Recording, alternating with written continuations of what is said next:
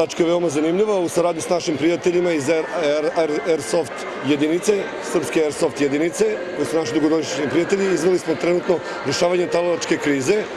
Inače, Airsoft, o tome ćete malo više čuti od predstavnika Airsoft jedinice, mi već dugo godina sarađujemo, tako da taj deo vojno-policijske obuke koji je trenutno civilima nije dostupan kroz treninge Airsofta. Mogu recimo dosta njih da se prijavi da recimo ovo trenira. Inače, treninzi su besplatni kako Aikidoa, koji inače mi radimo, i Jiu-Jitsu, tako i Airsofta.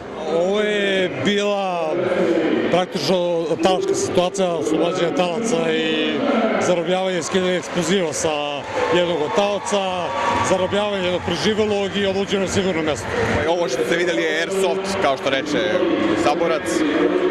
To je znači igra koja nas vezuje sa prirodom, teži da simulira neke vojne kvalitete uz, da kažem, korišćenje svih bezbednostnih mera, da se niko ne povredi, da niko, ne daj Bože, što kaže, strada i tako dalje.